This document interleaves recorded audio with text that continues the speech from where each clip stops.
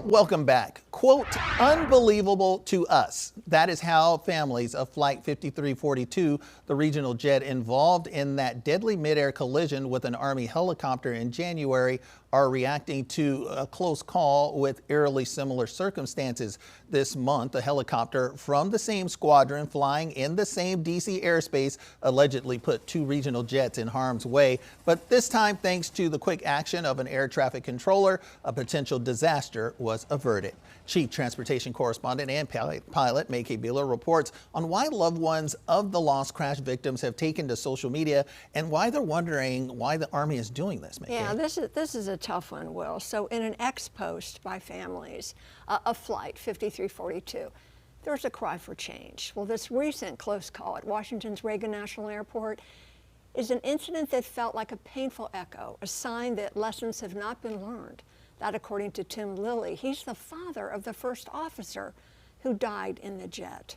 Now, has Army aviation normalized unsafe acts? Well, that's what Lilly wants to know.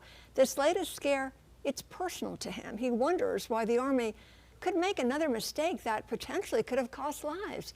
Flying Magazine reports that Lilly spent decades flying the Black Hawk helicopters in the Army, including the same route where the fatal collision happened in January. In an interview with the magazine, Lilly said, quote, "I think what's really troubling me the most is that when they got ready to go back and operate around DCA, the Army came back just the same way they left. They didn't learn any lessons," unquote. So days ago, Transportation Secretary Sean Duffy, he laid out extensive plans to overhaul the outdated air traffic control system. And sitting in the audience were Lilly and other families of the victims lost on American Flight 5342. Well, May-Kay, and we look at this. What are the family members most worried about here? They're afraid that the lesson wasn't learned, as we said, and that more people will get hurt. So right after that accident, Sean Duffy, the Transportation Secretary, said, all right, no more flights. We're going to just restrict or stop all military flights in that airspace. And they did temporarily. And then apparently they let some military start again. And then they had this close call with another Army helicopter that forced two regional jets to go around at the airport. So nobody was killed, but it was scary. And the families are concerned, well, did you not learn your lesson? Well, you know, now that they resumed the flights, you went back and now something horrible could have happened. So that's what the families are worried about. And I think a big question here are the families working with lawmakers so they can get this changed? They are. So the ATC overhaul is going to take multi-billions of dollars. So they're working with lawmakers to help fund the fight or fight the fund the fight. It's Monday to get that money. And what's the Army's reaction to Lilly's comments? According to Lilly, he's tried to contact them. He says they are stonewalling him. It's the 12th Aviation Battalion. That's the unit responsible for the Black Hawk helicopters.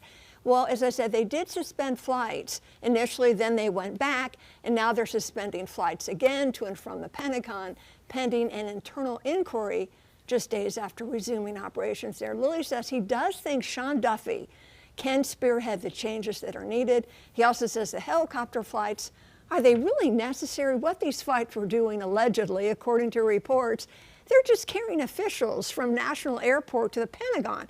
Let them take a Suburban, let them take a car service. This is what they are saying, rather than put people's lives at risk.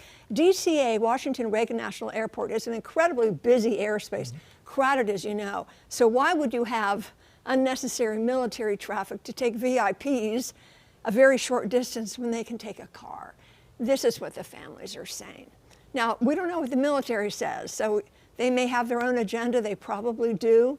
That will come out and an investigation is underway. Hopefully those families will get a little peace, because I know this is worrying them a lot. Oh, it's heartbreaking. All right. Yeah. May-Kay Beeler, thank you so much. Thank you, Will. Appreciate it.